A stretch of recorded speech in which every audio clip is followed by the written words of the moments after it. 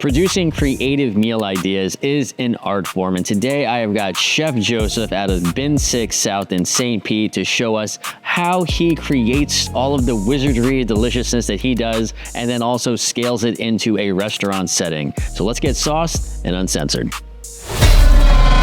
Chef Joe, thank you so much for coming out to Sauce and Uncensored as Thanks for having me. Kick off the sauceness of the uncensored times of our amazing show here. Right. Guests first, obviously. Boom. Well, thank you for hanging out with me, man. One of my favorite chefs of St. Pete. I appreciate you, dude. I appreciate that a lot. Thank you.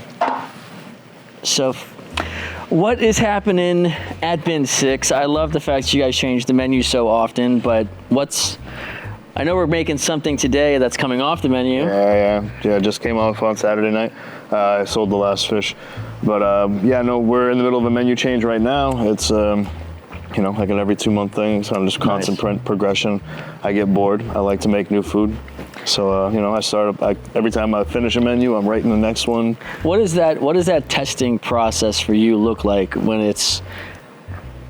is there a lot of trying something and all right, we're not doing this? Not so much. It's a lot of me working out ideas ahead of time, really playing with stuff in my head, figuring out exactly what I want, and then figuring out the way to achieve what I'm looking for. If things don't work, then I don't sell it. But at this point, I feel like I do all right in planning and plotting ahead of time. I've worked at Bin for a while and know kind of what I can and can't do there, technique-wise. I pushed that, of course, but I mean, this last menu showed me how much I could push things and could not push some things. Some things took a lot longer than I thought to get right, and great, but not in pain nonetheless. But I mean, you guys are also, with the limited space, that's what I think one of the most, incredible, cool things that you guys have going on is when you show up, especially if you're sitting at the bar, because it's 6 at the bar and 6 at the high top, right? The community table in the back, yeah. When you're sitting at the bar, you're just looking around, you're just what the hell's going on? And then it's that's the show. Yeah, it's dinner and a show. That's Bin 6 for sure. There's not much like that around anywhere, really. There's one other spot in St. Pete that I think has something similar to what we have. But again, we're just a very intimate, small little thing, hanging out with you, coming to eat, you're hanging out with me. And it's kind of the game. Not just a great show, it's a delicious show. Yeah, we to think so. And we, I think Joe and I talk about the black and white thing. Yeah. The pork, God. It was pork, right? Yeah, the pork chop, yeah. Man, oh, that first time you guys were in, that was such an amazing dish. We actually just did one of our the carrot one too, right? The carrot one was the carrot was on that 5 different carrots were on that menu too, yeah, but that was a different dish, yeah. That was that menu. But we just did a black and white chef's dinner, take on thing, where I did remember the one I reached out to you about. Yeah. We brought back that base sauce for the pork on that. It was so good. I used that with the Silky chicken. Are you familiar with Silky chicken? So you did every dish was black and white? Everything from start to finish. Man. Yeah, start to finish, black and white. The whole concept was visual before it was flavor, and before it was anything else. Before I dialed in any of that, I had a visual idea of what I wanted on a plate, and that's how that black pork chop came about too. Awesome. Same idea, black food, white plate, white food, black plate, kind of back and forth kind of ideas. It was really good. That is fantastic. It's the only time you probably ever see chicken on a menu at Bin 6 South, but I wanted a contrast between black and white chicken meat, and Silky chickens have that cool genetic mutation to have their flesh be black. The meat is black, yeah. It's really Silky chicken, Southeast Asian chicken, really cool. They're the cutest little fluffy bird, but they have this great little mutation that's very rare in the animal kingdom, to where the flesh and skin are blue-black. Huh. Super cool. It was great for that. So I used this really amazing heritage white meat chicken breed from South Carolina, and then got these Silky chickens in. It was really cool. Man, yeah. How often are you guys doing the tasting stuff the dinners like that? Usually right now I've been a once every other month thing. I'm gonna do the next one I'm doing is gonna be an actual wine dinner, kind of Italian, southern Italian wine dinner. Nice. Just featuring wines from out that region. With one of our distributors who has a really cool portfolio from that region. We're gonna do some really neat stuff. That's what I think the next one's gonna be. Nice, man. So you came down though before you came down from New York, Boston, upstate, Boston. Yeah. What was going on up there? Pre-COVID, I was a private chef for about 8 or 9 years, and that was like where I got good at things. That's where I got good at things. Is that where the whole journey sort of began? Was that? That was the beginning of my like intense creativity for sure. We'll just talk about that a little bit. I was a private chef, right? But my company was the first company in Massachusetts in 2016 to do like legal high-end cannabis infused dinners. So every month we had a public dinner, kind of like a dinner series, dinner party type thing. And every dinner was a different menu, different style of food. So like we didn't repeat a menu item for over 8 years. So I learned about food from all over the world. Like it was just constantly like pushing ourselves to be more and more and more creative, and what kind of new things we could find, what kind of other cool food there was out there, because we just wanted to do different things than what everything else was. I fell in love with Japanese food during that time, which is like really big for me. You've seen this stuff in my restaurant. Yeah. I do a lot of stuff like Southeast Asian inspired. It's also where I fell in love with French food and like French pastry specifically. But it forced me to be creative on a very consistent basis, which was like primed me for Bin 6, which is a little bit more relaxed than that. Well, yeah. But man, twice a month. When you're talking about the Frenchness, when you did the crepe in the broth. Yeah, man. I remember watching you do it. I was just like, how the hell is this going to be? So that's actually an Italian dish. That's not even French. That's actually an Italian dish that they do, just very classic standard Italian thing, but I did like very French techniques to it. I did like the consommé duck broth and all that. Yeah, it was a lot of fun, man, honestly. I'm bringing back some duck broth for this next menu. I'm going to do like a duck soup dumpling, crossing like soup dumplings, obviously, which are like Southern Asian technique, but with like Southern flavor. Like I'm doing like fermented collard greens and like mustard gravy and some. So you're going to have soup dumplings? Yeah, I'm going to have a soup dumpling. That's going to be a singular big soup dumpling, but yeah. What? Yeah, it's going to be a cool appetizer. Fermented collard greens, like a duck mustard jus like sauce. So when you like break it open, you have like the duck meat inside that'll kind of fall and turn into this like Southern flavored duck stew, but using like in theory, like a base of like a duck tonkotsu broth, but not with like Japanese flavors to it, but that style of duck broth. That's gonna be super cool. that's a next week project to start. I'm actually gonna boil away. They'll get the broth going on Monday or Tuesday. Oh man, Tuesday tomorrow. It's funny when people, when I'm out and everyone just, the common question that I will get is just like, where's your favorite place? I'm just like, one for what? Yeah, for sure. Yeah, you got food from everywhere. That has to be so hard for you because you know all the good restaurants for all the good food. But it's so, when I say, if it's just like where, like people are like, well, where are you going when you're going out? Like it's your spot, it's Brick, it's 4-2. I mean, it's so much stuff around St. Pete. And, when I get to like sandwichy stuff, I've got plenty of different, Frankie's and this and that, but I'm like, to not send people over to what you guys have going on, I'm just like, you're not restorative. Yeah.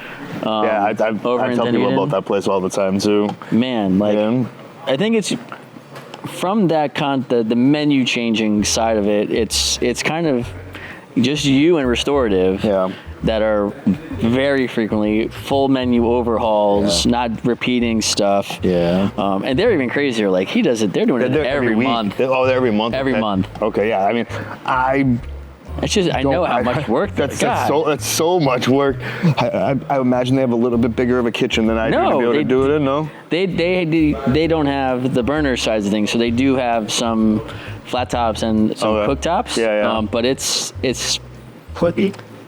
I'm gonna guess it's like 25 seats. Okay. It's not by much. Not by much bigger than us for sure. But yeah, I think the only thing that they keep on their menu is like a naan that has like 4 different dips. That this is what we keep. Yeah. And I only keep my sourdough, but I do it different every time. For them, I'm like, people will complain. Obviously, people complain about everything, but I'm like, dude, their prices are insane because they're off the cut in Dunedin. Yeah. They're not on the main street. Like they probably got reasonable rent where people are like, their prices are ridiculous. I was like, are you kidding me? I'm just like, go anywhere else that's doing this. Yeah, good luck, man. You're doing $300-$400. We're like, you could probably get out of there for under $150. Yeah. and have some drinks. Yeah, like, you know, I mean, not for nothing, it's hard to price anything these days. It's hard to have, like, food is not cheap right now for us. For us to buy, food is not cheap right now. And then you add in the labor and in, like, any kind of the cool stuff that we're trying to do, like the technique that's involved in it, the creation of those things, that's not easy. It's not easy stuff to do. It's very time-consuming stuff to do. You know, so how do you measure? How do you gauge that side of it? Because I'm sure, you know, considering it from, you can look at your food cost side of it, and I mean, you have, you know, the amazing spots like the people who gave us our proteins, like Local Foods, who have the added value that they deliver. We're like, they've got their social page, they'll come help promote things. So, all right, that's a supplier that we're going to use because they're also supporting us and helping us market stuff. But obviously, not every vendor is doing stuff like that. So when you're looking at that technique, that execution side of things, like we're going to, you know, ferment this thing for a week or whatever the hell the process is. Kimchi 3 weeks. You know, how do you justify, I guess? I just make sure that the cost reflects what goes into it. At the end of the day, like, I don't want to overcharge. I don't want to, like, upcharge things to the point where people are like, I can't afford this, or I don't want to spend this money. I don't want that to be a thing, obviously. But I also have to be realistic about overhead and about what I have to pay my staff and, like, what it costs to do the job. Like, and to store. I mean, look, and storage. You guys don't have no storage, much space to do anything. Listen, I have like a couple of refrigerators that you probably have the same size of space in your kitchen at your home. Like, I don't have much space. No, making everything's fresh almost every day. Like, we're doing stuff. I'm in there bright and early, 6 hours before we open every day of the week, sometimes earlier, to make sure that the food's there, the food's right, that everything's ready. Like, me and my sous chef work really hard. There's just two of us. It's just two of us making food. That's it. You know, like you've seen it. Yeah. It's the stuff I'm constantly impressed and proud of what we're able to do out of that space. There's just not, that's not something a lot of people do. A lot of people wouldn't even want to do it. I take it as a challenge. People always ask me, like, oh, do you, like, plan your menu around what you can do in your kitchen? And it's like, nope. I write a menu that I think is really cool, and then I figure out how I can do it in my kitchen. How do I adapt that to what I'm doing right now, or what I have to work with? Like, how do I figure that out? Because that's what I'm thinking about. I just want to make the coolest, best food that I can make. Yeah. I want people to talk about it. You know, I'm very grateful. We have a lot of great reviews on us out there. It crushes me. It's so amazing to see what people think and hear about what they think about our food. As you're talking about it, it made me think of the there's that Eddie Murphy special on Netflix where I think it's called Being Eddie, and I think Pete Davidson is talking about him at some point when they're just referring to when he's in, like, Nutty Professor and these things where it's, you know, an immense amount of hours getting all this stuff on. And I think Pete Davidson's just like, dude, nope, like, he's doing every single character. He's like, you know how long it takes to get into every single character? You know why no one else does this shit? Because no one wants to do that shit. He's like, he wants to do that. Yeah. That's what maybe when you're saying that, it's like it's not that we want the punishment. It's like, it's not the punishment. It's still the love for the craft and the showcasing the idea and where it might not, it's not easy. None of the things that when we go to any place that is legitimately remarkable. Yeah. And it's very hard, I think, to find places that are remarkable. I used it at, Joe and I are, I say Joe, I'm not just referring to us. There's another Joe behind the camera. So there's a lot of us. But when him and I were at an event last week, and it was at, like, kind of a bougie area and high-end places, and, like, when nothing is remarkable and you have places that are putting out food that are very expensive places, I'm like, dude, you want people to come back, and, like, there's got to be effort. There's got to be effort, and there's a lot of great Michelins and all of the grandiose things that people are, accolades that are coming to Tampa Bay. But I think there's so many, you guys, Retorno's got, the mention, and 4-2, and But I think, in my opinion, like the two most underrated spots, I mean, what you're doing and what Jason's got are the two shining star components of St. Pete. Thank you, I appreciate that. That means a lot, man. Thank you. And it's not fluff and bullshit. Like, it's something that I'm you see the post. I'm just like, look, this is the spot you have to go to. And if you're not going there, I don't know what the deal is, but you can't be like, I'm a foodie. It's like, well, then you should go here. Yeah, I mean, if you like cool stuff, man, our big, as you know, our big thing is I want my menu to be different than everyone else's. Do you know how hard it is to make your menu different than what all these other restaurants around you are doing? Like, is it hard for you? I don't feel like it's hard for me. At all. Maybe not for me. Yes, it's hard. Maybe even I can toot my own horn all day, but really, it is hard. It is hard because there's things that I like out there that I would love to serve on my menu, but I'm like, I can't do it like that here. I can't just do that. But you're gonna just do that. Yeah, you're gonna do something, and that's. You know what? That's actually, I think, the differentiator component to it, where like you'll look at something and be like, okay, so and so's doing this. I like that. How can I do my own version of it? So, yes, there's that challenge, but I think that mindset is what makes it. Yeah, I mean, for sure, you're not wrong. I mean, you're not wrong there. It's just a fun, different challenge that we get that it makes. To help put us separate from everybody else. Like, I hunted growing up. Like, I like game meat, so I try to put something like that on all my menus. I have to test this new rabbit dish this week. I actually have to reach out to Chad. The only place that right now even, I'm sure there's other places with rabbit, but Ash has a rabbit. Okay. That we did, and I was like, that's fantastic. Fun. So I haven't seen rabbit in a long time anywhere. At the first place I had it was Vizcaya, which is more like tapas style place. Yeah, I know Vizcaya. And I was like, dude, this is amazing. Yeah. There was a place that used to exist in Dunedin called Spoto's. Probably like 10 plus years ago, and they would do different gamey stuff. And so it was. Like every month. Yeah. But they'd have I had kangaroo. Yeah. Like there'd be like two really unique things every month. And I don't know how well it didn't work back then because the scene wasn't where it needed to be. Nowhere near it. Yeah, and you had nobody talking about it. Like, bro, I'll promote the hell out of this. So we have a video coming out this week. We were in Ybor at this place called Mima's Alaskan Tacos, and we're just like, what the hell are Alaskan tacos? Yeah, that's different. And was it good? It was great. That's awesome. What's an Alaskan taco? Can you tell me? So they said that they're also famous for alligator tacos. Okay. So that I was starting the video off, I was like, you know what I think of Alaska? I think of alligator tacos.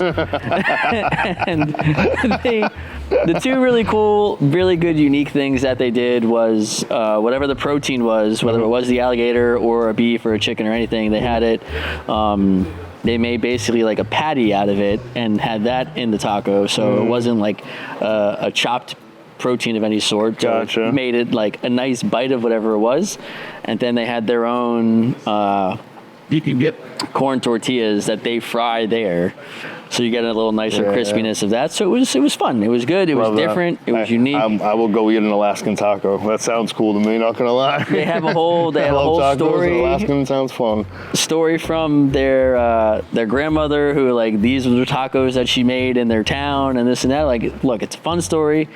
The service was lovely. It was a small. I've actually placed probably not much bigger than you guys, and the guys in and out, like talking to everybody and engaging and doing stuff. So yeah, if you're in Ybor, you want to find out what the hell an Alaskan taco is. I'm here for an Alaskan taco.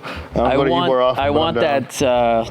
I feel like I want to go around with my own little personal bottle of that sauce that you had us try before. Yeah, man, I would totally be that. I'd be that guy. I brought that with me to a restaurant the other day. I straight up brought it with me to a Japanese spot the other night. It was great. Dude, it's so good. And look, spicy sauces of any sort, I think are, I don't want to say hard to come by. They're hard to come by that are tasty. That are good. That are not just hot. Just find something that's not just heat. Or vinegar. Yeah. Both of those are real easy to take over. And if it's not a well-balanced sauce, it's not a well-balanced sauce. And balance is the key to any kind of food, if you ask me. Like, it really does. You need... Look, I'll keep, tooting the horn over here, but like you're masterful of that. Oh, thank you. Like I try. It's something it's the most important thing as far as like putting together flavors and textures and temperatures and all that, like balancing it all out is like the most important part of it all. Like consistency is the most important part, making sure that no matter what you make, it's the same every time or the same quality level every time. I hate that whole like, oh, the B team's on tonight, like scenario, like at restaurants. That's the worst, right? Consistency is the most important, but Listen, what? having like your dishes have to be composed right, and the composition matters and what you do. I play with temperatures and textures and flavors and heat levels and all that, the acidities, and there's a lot of flavor out there. There's a lot of different cultures with cool food and cool approaches to that flavor and that texture, and this is something that's like, you know, I've been using this word a lot recently, especially with this dish right here that we're gonna be making in a little bit, but it's like ubiquitous to the world. The mixture of flavor and texture and temperatures, all that, that's not just a French thing, that's not just a Japanese thing, that's not just an American thing, that's something everyone does because it's appealing to the palate. It is what makes people be like, wow, that's cool, right?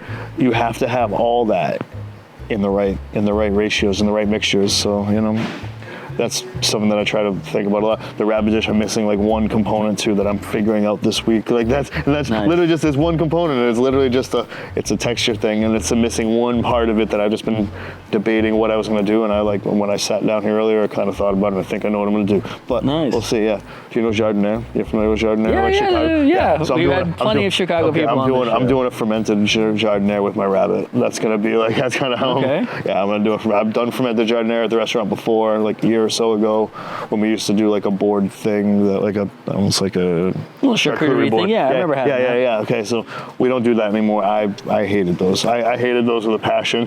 They're just charcuterie. I don't. I like the meats. If I was curing my own meats and doing cool stuff like that, I would maybe do it more. I feel like my attention and time is better suited to be doing something else personally. Even though people love them, they loved them there. But it's not, to the remarkable context of it, like it's not a thing that you make it remarkable, probably, but I think that the effort can be invested in something that's cool, like, that actually is remarkable. That is cool. Yeah, that's cooler and remarkable, and not something that other people have. And that's where I come down. That's why my menu comes down to at the end of the day is whatever's on it. You won't find it like that anywhere else. You can find charcuterie boards with any amount of different toppings all over the world. Totally. Like that's cool, and I love them for what they are. They're really great for groups, sure. Yes. But you can eat better things, and I want to make cooler things in my mind. I want to do cooler things, and you know, that's just kind of something that I love. So that's why we kind of went away from that over there.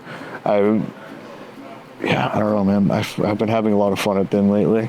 There's just a lot of really cool food that I get to make, and I love it so much. I really do. You know, and it shows, man. It really it shines through, and however many times we've been there, every dish has that like, oh shit, what. You didn't expect this. You didn't do that. I will say when we were at that event that we were at last week. I forgot what.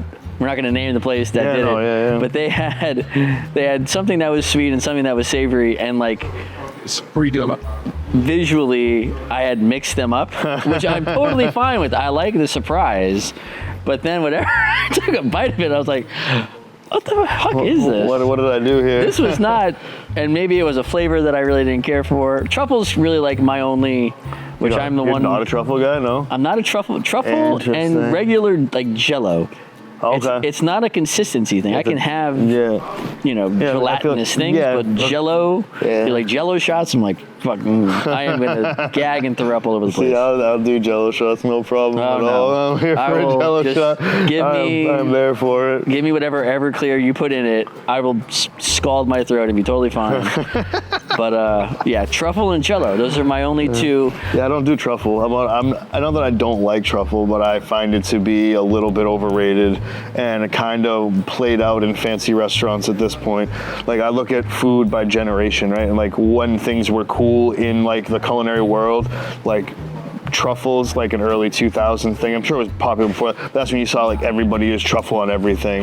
Like microgreens were like a late 2000s or late 2000s thing when they were just overkill microgreens on everything. I was in that. I was a part of that. I worked on a microgreen farm for a while. I got them like trays really, really cheap, and I used the hell out of them. There was mountains of microgreens on everything, and it was excessive and over. And I look back on it, and I'm like, wow, I was that was terrible. But I think that's with everybody. You know, you do crazy things when you're young that you look back on and you're like, the trends. Yeah. Like, look, you have to. You got to appeal to your client base, no matter what. You have to know who your client base is and appeal to them. So when are you doing a Dubai chocolate? Honestly, I've had the thought of doing pistachio and chocolate and just doing it in a cooler way because we should just give it a different name. Yeah, we just give it a different name. Call it a day. We call it Japanese chocolate. Yeah, dude, I think we could say, like, you love Dubai chocolate, we've got Japanese chocolate, and it's XYZ. You put ankle paste in chocolate, like sweet bean paste in chocolate. That could be a hit, honestly. It honestly would probably be really good. I'm sure I've not tried it together, but it sounds good in my head. We create our own trend of it. And use dark chocolate and put sweet bean paste inside of it. If I liked doing chocolate work, I hate. Like, doing chocolate work is one of my least favorite things in the culinary world. I've done a fair amount of it over the years. When you cook with cannabis back home, people expect you to do things with chocolate because it's just like a standard thing. Yeah. I've been asked so many times to do it, and I really just, for whatever reason, chocolate work eludes me. And it's just not something I am good at. I don't like it. I get anxious doing it. It's like tempering chocolate's a pain in the ass. We'll have to hit Brenda up and have her do that at Sucre and be like, look, we're going to create a new thing. Yeah, dude. I remember I did a video when, like, in Tampa Bay area, there was so I had done a video at Istanbul, which I love, and that was the first sort of like Middle Eastern, they're not really Middle Eastern, I mean in that genre, the Mediterranean style of food, and that video crushed it. And then another friend of mine, Tuna, had done a video at another place, and then like the Middle Eastern community was like, oh shit, look at all, like, people cared about this. And like that explosion happened, and the first like iteration of the hype was kunafa, and everybody's like doing the kunafa, the cheese pull, and everybody's like, oh, this has got the best kunafa. I was like, I don't know shit about kunafa. I'm like, I ate this one, I ate that one. If you listen to something, it's a big tastes the same. Like, I get this one was probably, like, this one tasted different because it was sitting out longer. Surely if you're a connoisseur, you've got that. And then after like that excitement trend, which probably lasted like 2 months, because then after a point everyone's hitting you up like, oh, we have kunafa too. I was like, it's done, guys. Like, I've shown the cheese, the pull happened. How many times can I show it? Yo, seriously though. And I mean, that's the trouble with trends out there, because chasing a trend is, in my opinion, harder than creating the trend. Totally.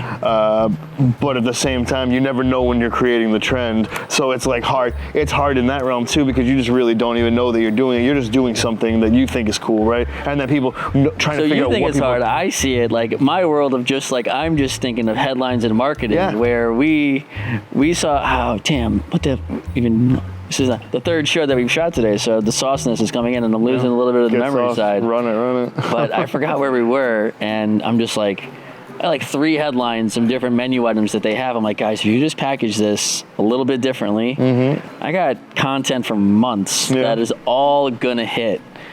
And I totally can understand, like, in the chef world, in the restaurateur world, like, that focus component, that's not the skill set. The skill set's like, we're going to make this amazing and delicious, and then figure out how to make it happen. That's why we have people like you in the world too, though. We need people like you as much. You guys need us, but we need you, and that's like, and it's like a symbiotic relationship. Exactly. That was a big college word that we had. Listen, I'm a comic book nerd. Okay, symbiotes have been in my world since I was like 10. I'm a Spider-Man nerd. Like, I don't know. I like comics, and symbiotes are a thing. That was what Venom and Carnage. Venom and Carnage, the symbiotes. Yes, I've known what they were since I was very young. Did not understand that symbiotic relationships were like a thing in like the real world, and not just some like crazy monster trying to kill everybody. Not just superheroes. Yeah, but it turns out that's like a real thing, like all over the world. And so working together to make.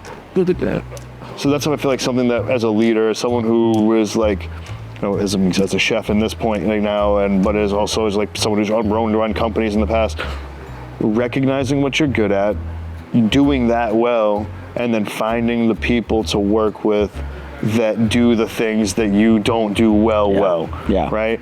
Like, it's not an easy thing. No, it's the hardest part. That's so hard. You know, people are like, oh, you know, small businesses typically are failing within 12 to 18 months, and restaurants and this and that. 3 years is like a sign.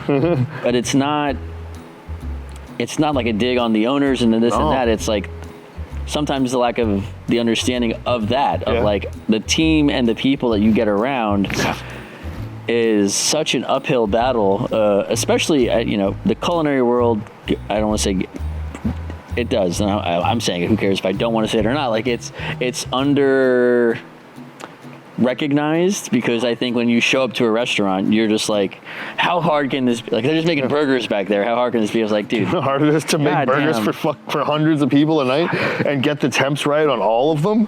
Like, man, listen. If that's all you're doing, okay, cool. It might be. It's so hard, man. It's hard. Listen, I've worked the gamut of really nice restaurants and like fine dining stuff down to like bottom of the barrel restaurants. Bottom of the barrel restaurants crank out food at a speed and consistency that is unmatched in most fine dining kitchens, okay? You're talking about turnover there. Turnover is the key in most restaurants, right? Like my restaurant's not about, we have a set time limit. We do our 6 seatings a night, you know, 2 hours at a time. That's the understanding. Most restaurants, turn and burn is the name of the game. That's how people make their money. Like, their food's not expensive, but so people assume like, oh, it's not a super expensive food, it can't be hard to prepare. You try not overcooking chicken. You try not overcooking a steak or overcooking a burger or getting out just with the 40 sheer tickets volume. waiting. Yeah, there's 40 tickets. You only have space for 20 on your grill, but you're doing it in such a speed and consistency and like the ability to do it like that. That is not an easy thing to do. It is honestly very, very hard to do.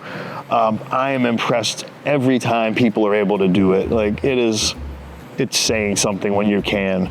And, you know, that's why when I'll go, you know, or I'll make a post about a place and somebody, you know, people like, oh, you're not talking about like, oh, the service was this, the service was that. And I'm just like, I'm sorry you had a less than awesome experience. Like, I can't comment necessarily on that, because whether they asked me to come out or I just randomly showed up, like, if they recognize me, I'm probably going to end up getting better service, which look, it's great for me. It's great for you. But it's not reality, and I understand that. But it's like when I see people complain about the speed or my server or this or that, I was like, guys, come on. Like, you can't base a restaurant's experience. One experience at a restaurant does not give the overall view of what that restaurant is. They show up like the week that they're opening. Yeah. I'm just like, guys, that's going to be the worst. That's the worst week to go to a restaurant. You were going to have the worst possible experience that restaurant's ever going to give you the week that they open. I don't care how many months they've been planning for this open.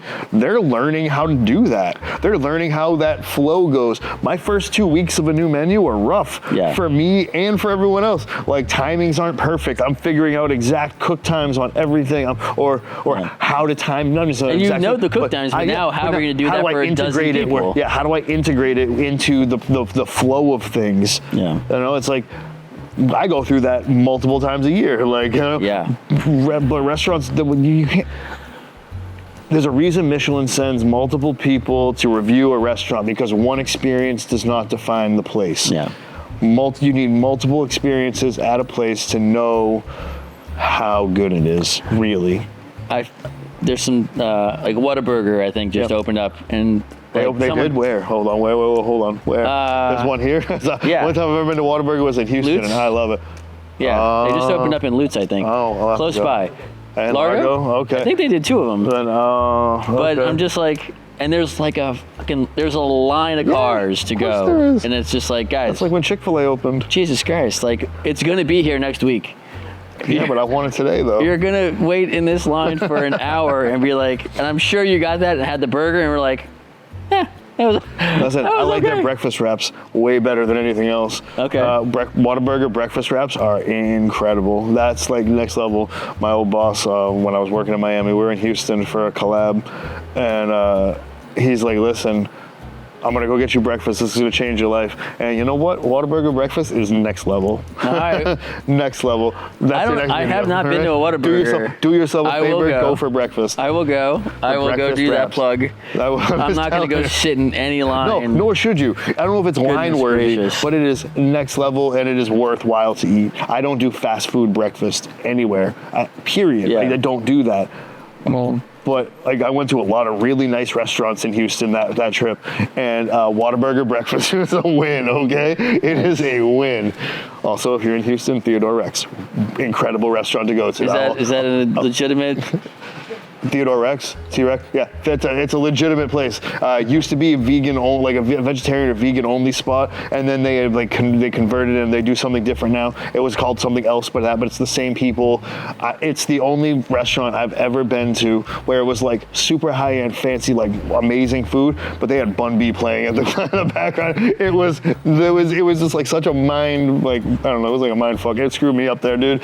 You Bun B with like fancy ass steak in front of me. I was like, all right, dude. Let's run this. I like it. That's where you're from out there. That's yes, love that. So when you're gonna go do your own little adventures with you and your girl, like where are you guys going out? Where you like to hang out? So I'm learning St. Pete right now, if I'm being honest. I just moved there 2.5 weeks ago. I've been in Tampa previously. All right, so where are you going in Tampa? Wherever, anywhere in the area. I go home, man. I know. I don't go out a lot. But in St. Pete, Glass Noodle was great. I've actually eaten there twice in the past 2 weeks. I really enjoyed them.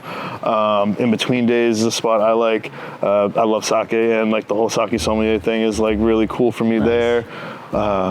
In Tampa, Conan's Barbecue is one of my favorite restaurants out there. All right. If you've never been to Conan's, you should totally solid. do yourself a favor and go there. I like that place a lot. What about up north? If you go back up north, like home. where's when I get there, this is my first stop. That's so hard. The food is so different back home from when I left. Boston is not even the same anymore. Like the best restaurants in Boston don't even exist. That were around when I last lived there don't even exist anymore. Wow. COVID changed the restaurant scape in Boston. Toro in Boston is still there. Phenomenal, top of spot, one of my favorites. Bavaro's, North Shore, like pastry spot, dope. I don't know. Honestly, there's not a lot. Wow. I go to the South Shore when I go to Boston these days. When I go home these days, I'm going back down to Plymouth a lot. I go and check out my own brewery, and they got a really great chef working in there right now, doing like food at their new spot. Second Wind Brewing Company, Plymouth, Massachusetts. Do yourself a favor if you're there. Okay. Some of the best beer in Mass. I love those guys. I brewed there for a few years. Sweet. I love that stuff. But I mean, yeah. There's great food. There's great food everywhere, and that's part of my favorite part about traveling is finding the spots that are good now. Yeah. Like finding the really cool stuff now is really fun for me. You don't get to do that a lot. I don't get to travel a lot as a chef anymore. When I was in the beer world, I traveled every week. I was doing something different every week. I was like the face of both. I was an active face of both breweries I worked at, and was very active in that community and meeting the people also involved in that community. And that's probably the thing I miss about it the most, because I love brewing beer. I love drinking beer. Like, alcohol is fun. It's great. Yeah. When your job is to go in and taste beer every day, like, you know, there's like worse jobs in the world. There's definitely worse jobs. People digging dishes. Yeah, you know, I don't have to do that. I'm grateful to not do that. I missed food. I did. I missed it a lot. Beer was a great creative outlet, and it allowed me to travel the country and eat food around different places. Like, it brought me to Miami, which was really cool. Nice. My favorite restaurant I've ever been to in the entire world is in Miami. What is it? L'Atelier de Robuchon. Joe Robuchon's 2 Michelin star spot in Miami. Nice. A good friend of mine, Colin, who's one of the owners of Widowmaker in Braintree, Massachusetts. He brought me there when he was down here one time. And he was like, he's actually, I think, in Miami this weekend, because it's the end of Miami Beer Week right now. But the brewery that we used to, there's a beer festival yesterday that like my friends in Miami's Tripping Animals, they had their Irie Jungle Festival. Really great. I love beer. I'm sorry. I'm gonna plug all my friends right now. I'm gonna plug all my friends because I love it out there. I love it. But he brought me there a couple years ago when we were in Miami for a beer festival, and It is legitimately one of the greatest culinary experiences I've ever been to. I've been to Michelin spots around the country. Really just phenomenal, like really phenomenal restaurants. And this place is just lights out. Every bit of that was a phenomenal place. Yeah, L'Atelier de Robuchon, the only 2 Michelin star spot, I believe, in the state of Florida. Nice. But it's in Miami, and they are completely worth going to, worth every penny. Nice. I would do it again. Well, with that on deck, let's go have our own internal Michelin-esque meal. Here's hoping, right? Get to work. Let's do this. All right, sir. Look at this amazing creation. Beautiful, isn't it? It looks spectacular, and we got our little bonus leftover tuna from earlier today. But this spiciness is what I am so excited about. So, cheers to you. Cheers. Cheers. Appreciate you coming on the show here. Thank you guys for having me. I appreciate it. I'm going to enjoy this. As somebody who's made this, you're not even a fish guy. No, not a fish guy. Mom was allergic to seafood growing up, so we didn't have that on my plate growing up at all. So by the time I got old enough to like eat and pick what I wanted, fish was not my bag. But that being said, I taste everything. I know what it's supposed to taste like. I know what it's supposed to be. I'm from New England, Massachusetts. From Massachusetts, if I don't cook fish, I'm like screwing up there, right? Wow. Potato with you. I'll go run for a potato with you though. I do love the potatoes. Fingerling potatoes are delish. Just with your little spicy concoction. Jiao Som, the Laotian sauce is phenomenal. Oh, I love potatoes. With the tomatoes are great too because they're like almost a little palate cleanse between the heat. So what do you think? I love it. I want like a tub of this spiciness, but the delicate flakiness of the fish is fantastic. I'm super pissed that it's no longer on the menu. Yeah. But that's okay. That's what makes it so creative and makes you anticipatory for the next menu iteration. The next one's pretty fun. Yeah. So you'll notice with this fish compared to like other cod you've had in the past, right? Most cod you get served dry, flaky, kind of like really tight and tough, almost a little tough, right? This is going to be the complete opposite. I mean, this fish is falling apart on the plate in front of you, melting in your mouth as soon as it gets there. It's just can't see the glistening perfection of this. Yeah, but it is delicate, super delicate. Yeah, it's a beautiful dish, man. It's a fun one. We've had a lot of really good reviews on this one. I am curious what your take is on the tuna version. Oh yeah, we didn't even try it. You got to go in and run it a test. There we go. Take on it because this is like tuna prepared the exact same way as the cod, so poached in the fume. We don't even know how this one's going to go. No idea. I'm very curious what your take is on it. I mean, tuna obviously has a very different flavor. Texture should be really fun because, so black cod, fun fact about it, right? It is whitefish. It is technically what they call cod, but it's not actually cod. Black cod is actually known as sablefish, butterfish, depending on where you are in the world. It has a fat content. It is one of the fattiest whitefish in the sea. It is a step below tuna belly as far as fat content for fish. So those two should react very similarly texture-wise to this process. So texture-wise, you get it's a little bit denser. Yeah, for sure. But it really soaked in the fume, all that fume and all those juices, everything. And it is, look, it still is not as flaky because it's just a denser fish. Tuna, it's a different fish for sure. But dude, it's, man. I love that. I'm glad that you enjoyed. That was a fun take. That was cool, the little extra though, I'm not gonna lie. I wouldn't have thought to do it, but I'm glad that we did. Sir, thank you for hanging out with me today. Of course. Making us all this deliciousness. Anytime. Go check out Bin 6. I appreciate all of our sponsors. One Price Swipes, who makes a lot of this stuff possible, because if you are a restaurant paying for your marketing, you're crazy. Your POS company should be doing that stuff. Local Foods for supplying us all this amazing fish and all of the proteins that we have in all of our episodes. Appliance Plug for having us in this amazing set. We didn't have a liquor sponsor, so thank you to Woodford for making good bourbon. But appreciate you, man. Thanks for having me, Joe. Tune in next time. Joe cubed today. Have an awesome day. Enjoy, guys. Have a good one.